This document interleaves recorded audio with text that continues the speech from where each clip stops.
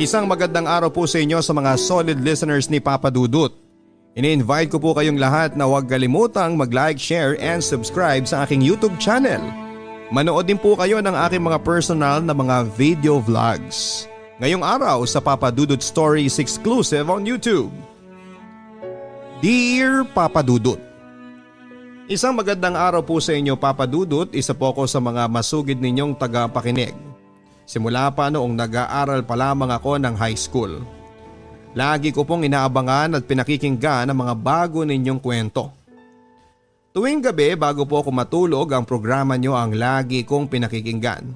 At kahit nasa ibang bansa na po ako, ganun po kalapit ang programa ninyo sa puso ko. Tawagin nyo na lamang po ako sa pangalang Eric. Nakatira po ako sa isang maliit na barangay sa Hinagaran, Negros Occidental. Sisimulan ko po ang kwento simula ng bata pa lamang ako. Isa po akong simpleng bata na may mga mataas na pangarap sa buhay na gustong maabot balang araw. Alam niyo po Papa Dudut, lagi po akong natatawa tuwing napapakinggan ko ang mga kwento mo kasi halos lahat ng karakter sa mga kinikwento mo ay gwapo at maganda. Pero ako po ay simple lamang at di naman kagwapuhan, kaputian, kakisigan, katangkaran. In short, Papa Dudut ay nasa average lamang. Ang importante lang naman kasi sa akin ay marunong kang makibagay at rumespeto sa kapwa mo. Higit pa yon sa tunay na gwapo, Papa Dudut. Lumaki po ako sa aking lolo at lola kasi si mama ay nagtatrabaho sa Maynila. Hiwalay na rin po sila ng papa ko simula nang nagkamalay ako sa mundong ito. Hindi ko na po inalam kung ano ang dahilan nila kung bakit sila nagkahiwalay. Ang importante ay nasa maayos na kalagayan na sila at masaya na sa kanya-kanyang buhay. Para sa akin po Papa Dudut, kahit na hindi ko naranasan na makumpleto ang family ko ay kumpleto naman po ako sa kanilang pagmamahal. Nung bata pa ako ay gusto ko lang ay maglaro mula umaga hanggang gabi. Kasama ang pinsang kong si Patong at ang kababata kong si Tams. Sila ang lagi kong kasangga simula ng bata pa lamang ako. Naging makulay po ang storya ng kabataan ko. Hindi pa uso noon ang mga gadgets na yan. Naliligo po kami sa sapa, nagnanakaw ng nyog, mangga, santol at kung ano-ano pang prutas na madaanan at makita namin sa may daanan. Ganun po kami kakulit dati Papa Dudut. Minsan nahuhuli, minsan nakakatakas din sa may-ari. Pero isa sa mga pinakagusto namin gawin ay ang tumambay dati sa labas ng bahay namin at makipagkwentuhan hanggang sa abutin ng umaga sa may labas.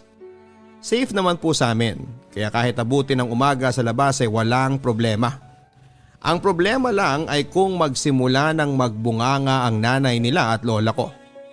Tapos puro lang naman mga chika babies ang pinag-uusapan namin. Walang katapusan chika babies. Crush lang naman po Papa Dudut kasi nga mga bata pa naman kami. Noong naging teenager na po kami tuwing may piyesta at disco sa barangay ay dinadayo naming magkakatropa kahit na wala kaming pera Papa Dudut. Ang importante ay may madadat ng kaming mga chika babes at maisasayaw sila. Kapag walang perang pambili ng ticket edi maghihintay na lang kaming mag-open ng gate hanggang sa libre nang makapasok. Kung saan saang barangay kaming nakakaabot Papa Dudut. Minsan nga sinasabihan namin si Patong na pinsan ko na dumiskarte sa bakla para kahit 50 meron man lang kami sa bulsa namin. Minsan nakakadilihensya, minsan pambili lang ng mani. Pats, parang crush ka ata nung baklang yun diskartehan mo na. Kanina pang nakatingin sa iyo yan Parang takam na sa'yo, ang sabi ni Tams sa pinsang kong si Pats. Sayang ang kapugian mo kung hindi mo lang namin mapapakinabangan sa bakla. Sayang 50 pesos pa yan. Ganun kami madiskarte pagdating sa diskohan Papa Dudut. Isang araw dinala ako ng pinsang ko sa kabilang ibayo ng lugar namin na hindi ko pa napupuntahan yun dati. Kasi medyo malayo at hindi ako pinapayagan ng lola ko dahil kailangan pa naming tumawid sa tulay. At nakakatakot kapag bago ka pa lamang tumawid doon. kasi ang taas at ang lalim ng ilog. Sikat ang tulay na yon sa amin, Papa Dudut, kasi marami ng mga lasinggero ang nahulog doon. Tatay Noling po ang tawag namin sa tulay na yon. Tulay means taytay sa Hiligaynon. Yung iba waterboy na kumukuha ng tubig sa lugar namin, tas yung iba naman talagang lasing lang. Pinakasikat na nahulog doon ay si Kael or kilala sa tawag na Bangkay. Pero dahil pala sa tulay na yon na kumukonekta sa lugar namin at sa kabilang ibayo na kung tawagin namin ay Hacienda Talaptap. Doon ko po pala makikita at makikilala ang babaeng magpapabago at magpapatibok sa puso ko. Hindi po talaga ako naniniwala sa love at first sight, Papa Dudut. Kaya nga 2 beses ko palang binalikan para makasigurado ako. Pero sa kauna-unahang pagkakataon ay nakita ko po siya. Bumilis ang tibok ng puso ko. Akalain mo yun, Papa Dudut, ha, sa murang edad ay mai-in love si Totoy. Yes, Papa Dudut, na-in love talaga ako sa kanya. Ang ganda po kasi niya, Papa Dudut, maputi, payat, magandang mata at saka ang pula ng labi niya. Tinatanong ko pa sa pinsan kong si Patong kung ano ang pangalan niya. Ang sabi niya sa akin ay MJ ang pangalan niya at anak siya ng kasamahan ni tatay niya sa trabaho. Ang tatay kasi ng pinsan ko ay nagtatrabaho sa Hacienda Talaptap bilang isang driver ng traktora. Ang Talaptap po, Papa Dudut, ay isang hacienda ng tubuhan kung saan ay karamihan po na taga-sabi ay doon po nagtatrabaho. Masaya pong magtrabaho doon kasi halos lahat ng trabahante ay masayahin at mababait. Kahit mahirap ang trabaho ay ayos lang, masaya naman po. Balik po tayo kay MJ, Papa Dudut. Sabi ng pinsan ko, mataray at suplada raw si MJ. Siguro dahil sa mukha niya may pagkasuplada talaga. Pero para sa akin, wala akong pakialam kung suplada man yan o mabait. Ang importante ay makilala ko siya at mapalapit ako sa kanya. Nang mga panahon na yon ay sadyang bata pa talaga kami, Papa Dudut, kaya hanggang tingin na lang muna kami kasi bawal pa. May mga tamang panahon para dyan. Ang cute niyang tignan, Papa Dudut, na may hawak na patpat at naglalaro sa tubig habang naghihintay kay papa niya para kunin ang pagkaing hinatid nila ng mama niya. Kaya simula po noon ay lagi ko na pong niyayaya ang pinsang ko na pumunta sa pinagtatrabahuhan ng tatay niya. Hindi para maglaro o tumulong kundi para makita at masilayan ang babaeng bumihag ng puso ko. Pero kahit na pumunta ako doon tuwing araw na walang pasok ay hindi niya rin po ako pinapansin. Kasi nga po ay hindi naman niya ako kakilala. Kaya hanggang tingin na lang po talaga ako sa kanya, Papa Dudut. Lumipas ang mga taon at kami ay nagbinata at nagdalaga na. Alam mo ba, Papa Dudut, mas lalo po siyang gumanda at sigurado po akong maraming kalalakihan ang nahuhumaling sa ganda niya. Hindi ko nga po alam, Papa Dudut, kung may chance kaya ako na mapansin niya dahil sa dami ng mga lalaki nagwagwapuhan sa barangay namin. Kakatapos ko lang noon mag-aral ng high school, Papa Dudut, at siya naman ay nag-aral pa din ng high school.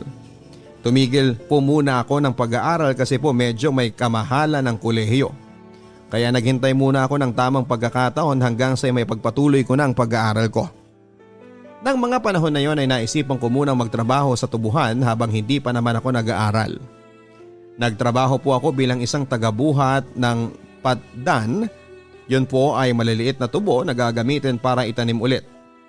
At dito na po magsisimula ang makulay na love story namin ni MJ. Nang time na nagsimula po akong magtrabaho, yun din yung time na ang timekeeper namin ay ang mama niya. Kaya ang ginawa ko ay ginamit ko po ang pagkakataon na yon upang mapalapit ako sa mama niya at syempre mapalapit din sa kanya. Sabi nga nila, galawang hukagi daw, Papa Dudut. Naging maganda naman po ang pakikitungo ko sa mama niya at ganon din naman ang mama niya sa akin. Tuwing nag-uusap nga kami, lagi pa nga niyang sinasabi sa akin na ipagpatuloy mo ang kolehiyo mo. Ang tubuhan ay andito lang yan. Pero ang pangarap mo ay kailangan mong abutin kasi masasayang lang ang pangarap mo kung hindi ka babalik sa pag-aaral mo. Sobrang bait po talaga ng mama niya. Pag may pagkakataon na makapag-usap po kami ay lagi niya po akong kinukumusta at pinapangaralan. Siguro po dahil nakikita niya rin po kung gaano kahirap ang pamumuhay ng mga nagtatrabaho sa tubuhan. Kaya lagi niya po akong ini-encourage na ipagpatuloy ko ang pag-aaral ko. Alam mo ba Papa Dudut na hindi po talaga ako nag-a-absent sa trabaho kahit 150 pesos lang ang sahod ko everyday. Malaki na po yun para sa akin at saka sayang ang isang araw na hindi ko makita si MJ. Uso po dati na may di-keypad na phones at textmate Papa Dudut. Kaya ang ginawa ko po para makuha ko ang number niya at matext ko po siya ay hiniram ko po ang phone ng tiyuhin niya. Si Bogs po ang pangalan ng tiyuhin niya, isa po sa mga pinakamalapit kong kaibigan. Lagi po kaming magkasamang naglalaro ng basketball sa barangay namin. So ayun Papa Dudut, kunwari na wrong send ako sa kanya. Ang sabi ko, Bogs, asang ka na, laro tayo ngayon ng basketball kasi may mga dayo. Tapos nag-reply siya, "Who you?" At natawa na lang po ako kasi eto na, makakausap ko na siya. Nag-reply ako sa kanya, "Bogs, hindi ba ikaw to?" Tapos ang sabi niya, "Hindi, si MJ po ito, pamangkin niya. Saan mo pala nakuha ang number ko?" Siyempre alam kong masama ang magsinungaling. Sabi ng teacher ko noong grade 1 pero nagsinungaling pa rin ako Papa Dudut. Ang sabi ko sa kanya, "Ginamit kasi ito dati ni Bogs na pang-text sa akin kaya sinave ko yung number mo. Sorry ha, akala ko kasi dati si Bogs to." Pero wala siyang kaalam-alam na si Bogs ay nasa tabi ko lamang at kumakain kami ng mangga. Wala din kaalam-alam si Bogs sa mga pinaggagawa ko Papa Dudut. Sabi ni Bogs, "Hoy pre, anong tinatawa-tawa mo dyan? Balatan mo na nga yung mangga. Puro ka dyan text sa mga chika babes eh." Araw-gabi na po kami nagte-text Papa Dudut. So syempre grab the opportunity, wala nang kuskus balungos. Nagpakilala na kaagad ako sa kanya. Ako nga pala si Eric, kaibigan ni Bogs. Pasensya ka na ha na wrong send pala ako." Tapos ang sabi niya, "Okay lang, walang problema yun. Sasabihan ko na lang si Bogs kapag nagkita kami mamaya." Kaya ayun, nagtuloy-tuloy na ang pagpapalitan namin ng mga mensahe. Siyempre kasama na rin yung dumiskarte hanggang sa nagkamabutihan, magpalagayan pa kami ng loob. Porsigido po talaga akong magtrabaho Papa Dudut, lalo na pag doon kami nagtatrabaho malapit sa malaking bahay. Kasi doon po sila nakatira. Kaya pag doon banda ang trabaho namin ay medyo pabida at sipag-sipagan ako ng konti. Para naman mapansin niya ako kahit saglit lang. Hindi rin po ako makalapit sa kanya kasi po madami ring mata ang nakapaligid sa amin. Pero ayos lang, sabi nga ng teacher ko na tamad magklase, patience is a virtue. May mga pagkakataon din po na sana ay makakalapit at makakausap ko siya. Tulad na lamang po nung uutang kami ng kaibigan ko ng soft drink sa tindahan nila kasama ang kaibigan kong si Egg. "Noy, ano pang hinihintay mo? Umutang ka na dun sa Kissable Lips mo kasi siya lang ang mag-isa sa tindahan. Isama mo na rin sa akin isang Pepsi at biskwit ha." Pero sobrang nahihiya po talaga ako Papa Dudut kaya ang sabi ko kay Egg, "Noy, ikaw na lang, nahihiya kasi ako at saka pinagtatawanan niya ako." "Loko-loko ka talaga, bilisan mo na nang makabalik na tayo sa tubuhan." Naging masaya at enjoy naman po ang pamamalagi ko sa pinagtatrabahuhan ko kasi everyday ay inspired po talaga ako magtrabaho dahil kay MJ. Ulan-init po talaga ay tinitiis ko Papa Dudut makita at masilayang ko lamang siya. Tuwing makikita ko lang siya na nakangiti ay parang revis ko Papa Dudut, ang sarap sa feeling ko. Dumating ang araw na gusto ko na po talagang mag-confess ng nararamdaman ko sa kanya. "MJ, may sasabihin sana ako sa iyo, huwag kang magagalit ha. Simula ng bata pa lang tayo, dala-dala ko na to kahit noong hindi mo pa ako kilala. Alam mo may gusto ko sa iyo kaya lang nahihiya akong magsabi kasi baka kung anong sabihin ng mga tao sa atin. Lalo pat nagtatrabaho lang ako dito. Pero wala akong magawa Mahal talaga kita at hindi ko yun mapipigilan. MJ, pwede ba kitang maging girlfriend?" Hindi na rin po siya nag-atubiling sumagot Papa Dudut. "Oo, sinasagot na kita." So ayun na, sobrang saya ko ng araw na yon kasi sa wakas ay worth it naman pala ang ulan at init na pinagtitiisan ko, makuha ko lamang ang matamis niyang oo. April 8, 2010, Wednesday night, naging girlfriend ko na rin siya.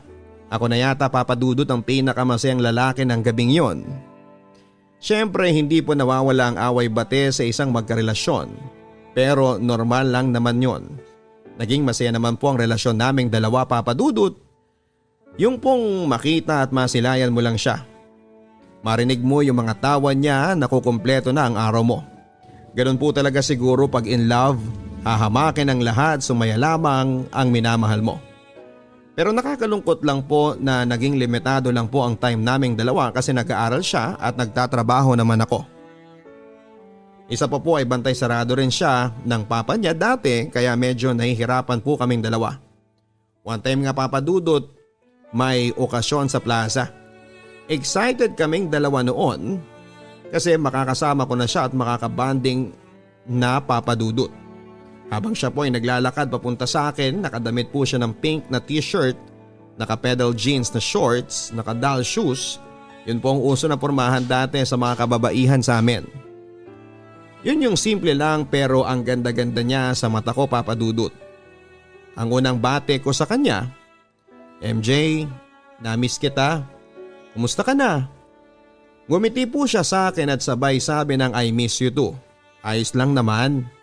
Eto, pangit pa rin. Tapos sabay na lang kaming tumawa. Niyaya ko po siyang sumakay sa tsubibo para masolo ko po siya at makapag-usap naman kami. Pero yung tipong kakahawak ko pa lamang ng kamay niya tapos biglang sumulpot sa likod namin ang papa niya at ang sabi niya, MJ, gumagabi na. Uwi na tayo. Napakamot na lang po ako ng ulo, papadudot, kasi na-miss ko na namang ulit ang chance na makasama ko siya. Kahit na ganoon ang nangyari ay may respeto pa rin ako sa papa niya at thankful na nakapunta sila sa plaza at nagkita kami. Gayon pa man ay hindi na rin nagtagal ang relasyon namin ni MJ. Ang sabi ko sa sarili ko, kailangan kong bumalik sa pag-aaral para maabot ko rin ang pangarap ko sa buhay, hindi habang buhay magtatrabaho ako sa tubuhan. Para balang araw pag nagkita na kami ni MJ ay may mukha na rin akong ihaharap sa kanya. Nanliliit po kasi ako sa sarili ko dati, papadudot, kasi nga po isang hamak lamang akong trabahante sa tubuhan. Pero bilib ako kay MJ kasi hindi niya ako kinakahiya sa amin kahit na ganun ako.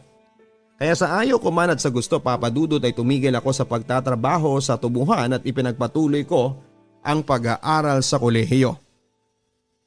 Lumipas po ang ilang taon, natapos ko na rin po ang kursong Bachelor of Elementary Education at naipasa ang board exam sa awa po ng Panginoon. Kay MJ naman po ay naputol na rin po ang communication namin nung umalis ako sa pinagtatrabahuhan ko kaya wala akong contact sa kanya. Pero patuloy pa rin hinahanap siya sa Facebook hanggang sa nalaman kong namatay po pala sa aksidente ang mga magulang niya at alam kong down na down siya. Kaya noong mahanap ko po ang Facebook niya through sa mga mutual friends namin, nag-message po ako sa FB niya para kumustahin siya at makiramay sa mga nangyari. MJ, magandang araw, si Eric nga pala to, kumusta ka na? Nakikiramay nga pala ako sa nangyari sa mga magulang mo. Ang sagot niya lang po sa akin, papadudot, ay okay lang ako at salamat. Yun lang, papadudot, at wala na akong na-receive na message galing sa kanya. Hindi na rin po ako nagtanong ng kung ano-ano pa kasi napag-alaman kong nag-asawa na rin po pala siya at may isa na rin silang napakagandang anak. Kaya hinayaan ko na po siya at masaya na akong makita siya na masaya siya sa pamilya niya. Sa ngayon po ay nagtatrabaho po ako sa ibang bansa bilang isang teacher sa isang international school. At masaya naman po ako sa profession ko at naabot ko na rin po ang pangarap ko. Dahil po sa tubuhan ay madami po akong natutunan at nagpursigi po ako para abutin ang mga pangarap ko. Si MJ naman po ay huli ko pong balita sa kanya ay naghiwalay po sila ng asawa niya. At saka nagpursige po talaga siya na tapusin ang kolehiyo niya sa kursong Business Administration. Kaya masaya po ako para sa kanya kasi sa dami ng problema at pagsubok na dumaan sa kanya, ay patuloy pa rin siyang nagpapakatatag para sa kanyang anak at sa kanyang sarili. Sa ngayon po ay sumasideline po siya as model habang hindi pa siya nakakapag-apply ng work kasi lockdown doon sa amin. Minsan nag-uusap din kami through chat or video call. Napag-uusapan ang mga napagdaanan namin at nakakatuwa lang kasi anuman ang nangyari dati sa amin ay we're still friends hanggang sa ngayon. Nagpapasalamat din ako sa mama niya kasi kung hindi dahil sa kanya ay siguradong hanggang ngayon ay nasa tubuhan pa rin ako nagtatrabaho. Ang mama niya po kasi ang nag-allow sa akin na kumuha ng exam kahit may trabaho po ako noong time na yon. Ang sabi niya sa akin, sige na lumakad ka na Eric at pagbutihan mo ang exam mo. Ako nang bahala sa iyo dito. Kaya sobrang laki ng pasasalamat ko sa kanya Papa Dudut. Minsan natanong niya din sa akin kung kailan ba ako uuwi nang sa ganon kahit minsan magkita man lang kami at magkausap ng malaya at wala nang iniisip pang iba gaya ng dati. Sa ngayon we are both singles naman at matagal-tagal na rin pong hindi kami nagkikita. Sana sa pagbabalik ko, magkita at magkausap pa kami ulit kahit bilang magkaibigan na lamang. Pero kahit may anak na po siya, grabe wala pa rin kupas ang kagandahan niya Papa Dudut. Ang masasabi ko lang, huwag po nating ikumpara ang unang pahina ng buhay natin sa ikadalawang pahina ng buhay ng iba. Sa ulitin, sabi ng teacher kong tamad, patience is a virtue. Antay-antay lang at maaabot mo din ang gusto mo. Basta samahan mo lang ng pananampalataya, pagsusumikap sa buhay. Dahil sa dulo niya ay may chika babes, success pala. Hanggang dito na lamang po ang aking sulat Papa Dudut, sana po ay mabasa po ito. Maipost sa YouTube channel ninyo para marinig rin po dito kahit nasa ibang bansa po ako. Silent subscriber nyo rin po ako ha. Ingat po kayo lagi and more power sa programa ninyo. Ang inyong solid na taga-suporta. Eric. Maraming salamat Eric for sharing your Papa Dudut stories. Tama ka no? May mga pagkakataon sa buhay natin na hindi man mangyari ngayon pero maaaring bukas sa mga susunod na panahon ay nakatakda pa lang mangyari sa buhay mo. Kailangan lang ng pananalig sa Panginoon at pananampalataya sa inyong kakayahan. Hanggang sa muli ako po ang inyong Papa Dudut. Maaari po kayong mag-subscribe, mag-post ng inyong mga comments sa aking YouTube channel. Isa na siguro sa mga pinakamasakit na kwento ng pag-ibig ay ang mga taong pinagtagpo ng kapalaran pero hindi tinakdang magkatuluyan. Minsan, ito ang mga bagay na nagbibigay sa atin ng magagandang karanasan at nagpapaalala sa hindi malilimutang nakaraan.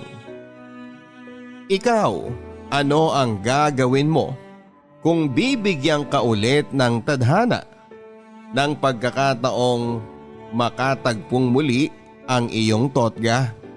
Sa buhay, may mga tao talagang akala natin ay sila na ang the one. Pero minsan dahil sa mga hindi inaasahang dikta ng kapalaran, ang ating the one ay nagiging the one that got away. Maswerte ka kung mabibigyan ka ng ikalawang pagkakataon para maibalik sa dati ang lahat. Pero ang iba sa atin ay katulad ng letter sender natin. Ngayong araw na ang inaasahang second chance ay huli na noong dumating. Dear Papa Dudut, lahat naman po siguro tayo ay nakaranas ng magkaroon ng totga o the one that got away sa ating buhay. Sadya lang siguro talagang may mga taong dadaan lang sa ating buhay na hindi naman pala nakatakdang maging parte ng ating mundo. Ako po si Elvin, 33 years old at isang government employee sa lugar na hindi ko na lamang po papangalanan para sa aming privacy. Sumulat po ako sa inyo Papa Dudut para ibahagi ang kwento namin ng first love kong si Dina at kung paano kami pinagtagpo pero hindi tinadhana. Magsisimula po ang kwento ko noong 18 years old pa lamang kami Papa Dudut. Pareho kami noong university students ni Dina. Accounting po ang naging kurso ko samantalang nursing student naman siya. Malawak po ang university na pinag-aaralan namin kaya kung iisipin ay parang imposibleng magkita ang landas naming dalawa dahil magkalayo ang building ng accountancy at nursing. Sa kasagsagan ng celebration ng Foundation Day ng paaralan namin ay doon ko unang nakita si Dina. Nakatambay ako noon sa may cafeteria, Papa Dudut. Noong una ko siyang makita, sa dami ng tao sa lugar na yon ay mabilis na napunta sa grupo nila ang atensyon ko dahil sa suot nilang costume. Kung tama ang pagkakaalala ko ay meron silang dance presentation ng araw na yon. Dahil sa curiosity ay pinanood ko ang sayaw nila. Sa oras na yon ay agad po akong nabihag ng angking ganda at talento ni Dina. Akala ko noon ay yun ang huling beses na makikita ko siya, pero sabi nga nila, Papa Dudut, ay mapagbiro ang tadhana. Nagkita ulit kami ni Dina. Nangangailangan noon ang grupo nila ng taong magdadrive para dalhin ang naglalakihan nilang props na gagamitin sa isang cheer dance competition. Dahil kamag-anak ko ang coach nila ay hiningan niya ako ng pabor na ipag-drive sila, na pinagbigyan ko naman. Matapos ang unang pagkikita namin noon, Papa Dudut, ay doon na rin nagsimula ang pagkakaibigan namin ni Dina. Bukod sa maganda at matalino rin siya, kaya naman mas lalo pang nahulog ang loob ko sa kanya. Pastor po ang tatay ni Dina, kaya lumaki siya sa isang konserbatibong pamilya. At dahil dito, kung kaya't medyo natakot ako noon na sabihin sa kanya ang nararamdaman ko. Ayoko kasing masira ang nabuong pagkakaibigan naming dalawa dahil baka mabigla ko siya kapag inamin kong may gusto na ako sa kanya. Sa pagtagal ng panahon ay mas lumalim ang pagkakaibigan namin ni Dina. Dahil sa pagiging close ko sa kanya ay napalapit na rin ako sa mga kaibigan niya. Nakilala ko si Migs, ang lalaking masasabi kong naging karibal ko sa pag-ibig ni Dina. Kasamahan siya ni Dina sa dance crew kung saan silang pareho miyembro. Mas matagal ang naging samahan nila, Papa Dudut. At hindi tulad ko ay sobrang open ni Migs sa pagkakaroon niya ng interes kay Dina. Kwento nga sa akin ng mga kaibigan nila ay matagal na raw na nanligaw si Migs kay Dina, pero hindi pa raw talaga siya handa na pumasok sa isang relasyon. Dahil sa kalamang ito ay naisipan ko na lang na sarilinin ang pagmamahal ko para kay Dina. Magkaribal man kami sa isang babae ay magkaibigan pa rin ang naging turingan namin sa isa't isa ni Migs, Papa Dudut. Sinunod ko ang payo niya sa akin na iparamdam kay Dina ang tinitibok ng puso ko. Niligawan ko siya at kahit natagalan man bago niya ako sinagot ay sa huli ako ang pinili niya mula sa mahabang pila ng mga lalaking nagkandarapa sa kanya. Si Dina ang first love ko, Papa Dudut, at ganon din siya. Ako ang kanyang first love at first boyfriend. Bago niya ako tinanggap bilang boyfriend ay isang hiling ang hiningi sa akin ni Dina, Papa Dudut. At yon ay ang pangakong hindi ko siya gagalawin hanggat hindi pa kami kinakasal. Hindi kasi niya sinusuportahan ng premarital sex at naiintindihan ko naman yon dahil lumaki siya sa isang relihiyosong pamilya. Nagpatuloy pa rin ang pagiging magkaibigan namin nila Migs sa kabila ng pagbasted niya kay Dina. Tulad ng sinabi niya ay sport nga talaga siya. Dahil medyo strikto ang mga magulang ni Dina ay tinago muna namin ang relasyon namin habang nag-aaral pa kami. Saka lang namin ito sinabi noong makagraduate na kami sa kolehiyo. Agad na nagtrabaho bilang nurse si Dina, Papa Dudut. Samantalang pumasok naman ako sa isang private company bilang office worker. Hindi naman naging tutol ang mga magulang ni Dina sa relasyon naming dalawa dahil nairaos naman namin ang kolehiyo. At ngayon ay may sari-sarili na kaming trabaho. Pero ang malaking problemang dinanas naming dalawa ni Dina ay dumating noong ika-6 na taon ng aming pagsasama. Ito ay matapos kong malaman na nagdadalang tao na pala siya.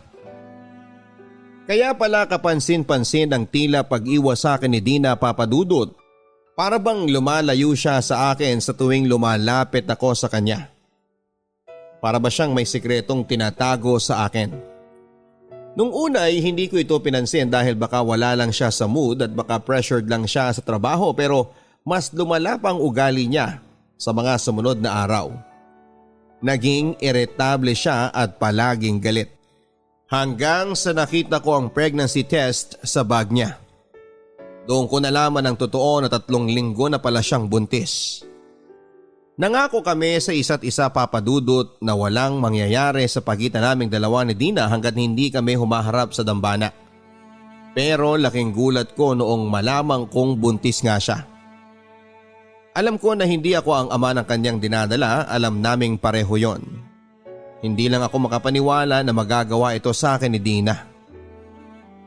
Nang kumalat ang balita tungkol sa pagbubuntis ni Dina ay nagalit ang mga magulang niya.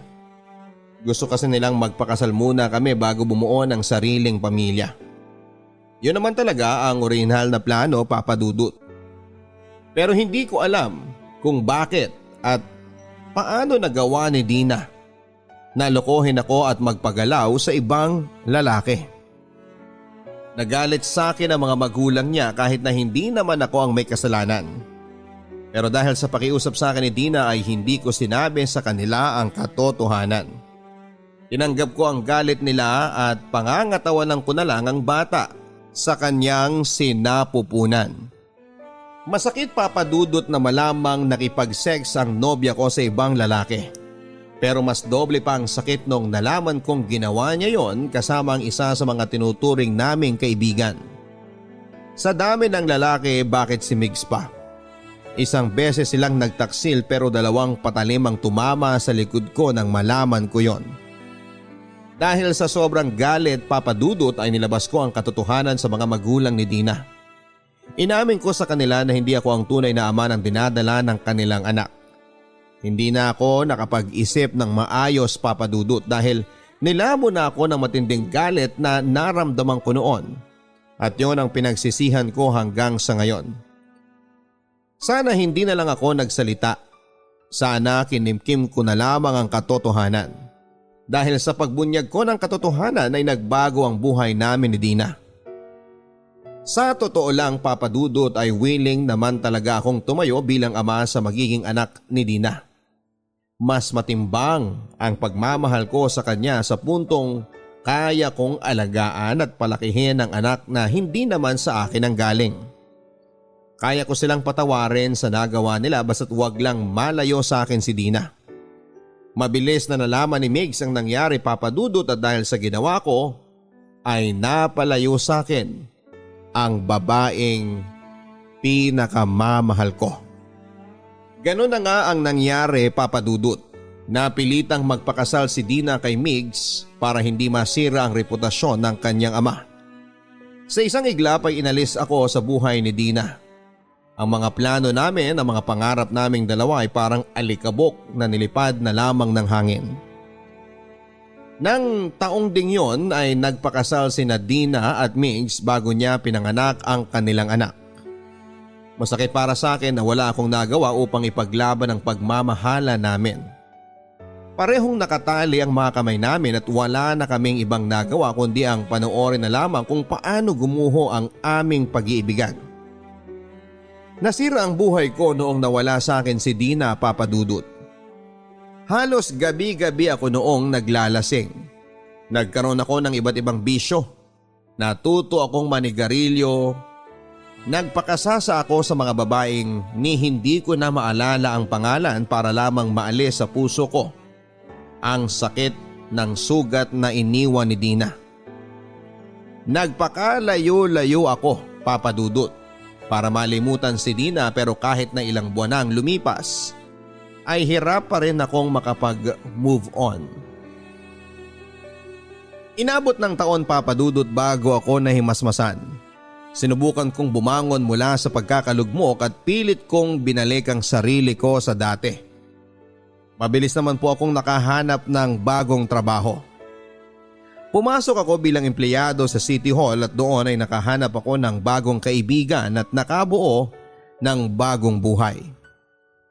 Sa bagong yugtong yon ng buhay ko, Papa Dudut, ay nakilala ko ang taong muling nagbigay ng apoy sa aking puso, si Sheila. Tendera siya sa sari-sari store na lagi naming tambayan tuwing break time. Makulit siyang tao at kaya niyang makipagsabayan sa trip ng mga nakakasalamuha niya. Sa mga sumunod na buwan naming kulitan, kwentuhan at tawanan ay hindi ko namamalayan na siya na pala ang bagong taong nagbibigay ng ngiti sa mga labi ko. Dahil sa kanya ay mas nainganyo kong magtrabaho. Siya ang dahilan, Papa Dudut, kung bakit nakayanan kong bumangon araw-araw at harapin ang bukas. Mas bata ng 5 taon sa akin si Sheila, Papa Dudut. Pero kung umasta siya ay daig pa niya ang matandang marami ng naging karanasan sa buhay. Naiintindihan niya ako at alam niya ang pinanggagalingan ng mga hinanakit ko sa mundo. Hindi nagtagal ay sinagot din ako ni Sheila, Papa Dudut. Sa kanya ko ibinuhos ang buong puso ko. Namuhay kami sa sarili naming mundo kung saan ay ginawa ko siyang reyna at itinuring naman niya akong hari. Aaminin ko po noong una ay hindi pa talaga ako tuluyang nakakapag-move on kay Dina. Pero dahil kay Sheila ay unti-unti ko na rin siyang pinakawalan sa puso ko. Mabilis na lumipas ang mga araw, umabot kami ng 5 taon bilang mag-boyfriend at girlfriend bago ko napatunayang siya na talaga ang the one. Nag-propose ako sa kanya, Papa Dudut, kasama ang buong kong pamilya at mga kaibigang sumuporta sa aming relasyon. Ibinigay niya sa akin ang matamis niyang oo at matapos ang 1 taon ay nangako kami sa harap ng Diyos. Naaalagaan at susuportahan namin ang isa't isa sa hirap man o sa ginhawa. Hindi naglaon ay dumating na rin sa buhay namin ang bunga ng aming pagmamahalan. Nakakalungkot lang, Papa Dudut, na huli na noong nalaman kong may pinagdadaanan din pala noon si Sheila habang kino-comfort niya ako sa aking problema. Kung nalaman ko lang sana ito ng mas maaga ay sana'y nasuportahan ko rin siya sa sarili niyang pinagdadaanan. Ipinangako ko na lang sa sarili ko na babawi ako sa kanya sa pamamagitan ng pagiging mabuting asawa at ama. Nang taong ding yon, Papa Dudut, ay sinubukan kong magpundar ng maliit na bahay at lupa para sa amin ni Sheila at ng magiging anak namin. Inulan kami ng mga pagbate at suporta mula sa mga malalapit naming kakilala. Hindi man perpekto ang relasyon namin ni Sheila dahil minsan ay tinutoyo rin siya, pero masasabi kong isa na kaming masaya at kontentong pamilya, Papa Dudut. Nagpatuloy ako bilang government employee sa aming lugar samantalang nagtayo naman ang maliit na kainan si Sheila para makatulong sa mga gastusin. Babae ang naging panganay namin, Papa Dudut. Nasundan ng unikaihan namin ang kapatid na lalaki matapos ang 2 taon. Nang mga panahong yon ay wala na akong mahihiling pa. Dahil tila ba nasa akin na ang lahat. Meron akong maalagang asawa, 2 makukulit na chikiting, sariling bahay at matinong trabaho. Akala ko wala nang darating na problema sa buhay namin hanggang sa muling magbiro ang tadhana. Matapos ang mahigit 10 taon, ay muling nagtagpo ang landas namin ni Dina. Papa Dudut, kung tatanungin niyo po ako kung ano ang nararamdaman ko nang muli kong nakita si Dina, ay sari-saring emosyon ang magiging sagot ko. Pero sa lahat ng emosyong naramdaman ko ay mas nangibabaw ang sakit. Para bang nagbalik kasi sa akin ang lahat ng nangyari. At kasama na rito ang dating naramdaman ko sa unang taong inibig ko. Nagkita kami ni Dina sa kasal ng dati naming kaibigan sa kolehiyo. Nang mga panahong yon, Papa Dudut, ay nasa probinsya sina Sheila kasama ang 2 naming anak upang bisitahin ang lola nilang may sakit. Hindi na ako nakasama pa sa kanila dahil sa trabaho ko. Habang wala ang asawa ko ay ginamit ko ang opportunity para makabawi sa mga kaibigan kong hindi ko na nakikita simula noong magkaasawa ako. Awkward man ay nagkumustahan kami ni Dina. Para lang kaming magkaibigan na matagal nang nawalay sa isa't isa. Nalaman kong hiwalay na pala sila ni Migs. Naghiwalay silang 2 taon matapos silang ipakasal ng kanilang mga magulang. Ang taon kung kailan naman lumalim na ang samahan namin ni Sheila. Kahit na anong pagtangi ang gawin ko, Papa Dudut, ay alam ko sa sarili ko na tama ang sinabi ni Dina. Meron pa rin natitirang katiting na pagmamahal para sa kanya. At kahit na ilang taon na ang lumipas, Kahit paulit-ulit ko pang sabihin sa sarili ko na hindi ko na siya mahal, na nakapag-move on na ako, ang totoo ay meron pa ring tinitibok ang puso ko para sa kanya. Nakatago lang ang lahat ng ito sa kalaliman ng puso ko. Pero noong muli kong nakita si Dina ay lumabas ang lahat ng nakatagong emosyon. Nang gabing yon ay isang pagkakamali ang hinayaan naming mangyari, Papa Dudut.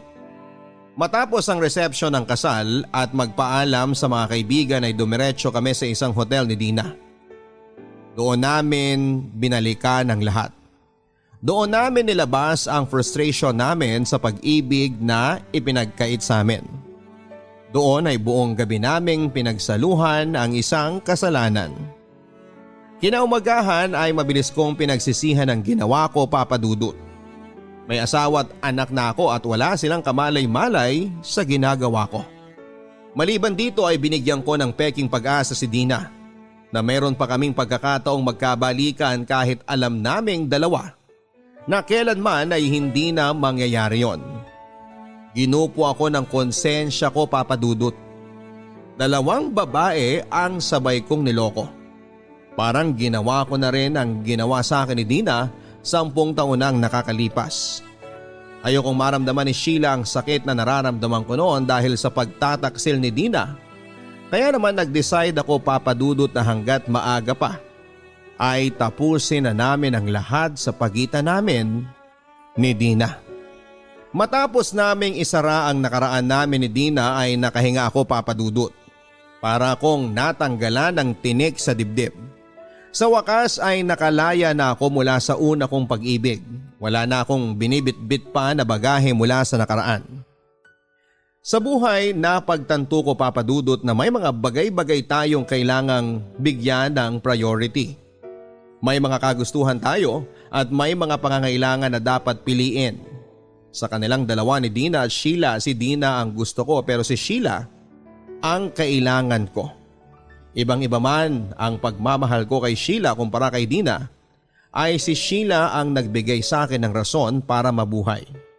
Siya ang nagbigay sa akin ng masayang pamilya na pinapangarap ko at ayokong sirain ang tiwalang ibinigay niya sa akin para lamang sa pansarili kong kapakanan. Matapos noon, Papa Dudut, ay nag-file agad ako ng emergency leave at sinundan ko ang mag-ina ko sa probinsya. Eto na ngayon ang buhay ko, eto ang pinili kong landas at masaya ako sa naging desisyon ko. Maraming salamat po, Papa Dudut, dahil binigyan nyo ng pansin ang aking kwento. Sana katulad ko ay may natutunan ang mga kabarangay natin sa naging kwento ng aking buhay. Magandang araw po sa inyong lahat and more power. Elvin. Mahirap po talagang mag-move on sa mga totga natin. Lalo na kapag maya't maya ay bumabalik pa rin sa ating alaala ang mga masasayang pangyayari sa buhay natin na kasama sila. Pero lagi ninyong tatandaan na may rason kung bakit natin sila naging totga. Pinakawalan natin sila or iniwan natin sila dahil may ibang tao talaga na nakatakda para sa atin. Kaya tama ang naging desisyon ng kabarangay nating si Elvin na ayusin agad ang pagkakamaling nagawa niya bago pa man lumaki ang kanyang problema. Minsan mas maganda talagang pakawalan na lang ang nakaraan, pero huwag na huwag nga lang nating kalilimutan ang mga aral na ibinigay nito dahil yan ang mga bagay na bubuo sa ating pagkatao.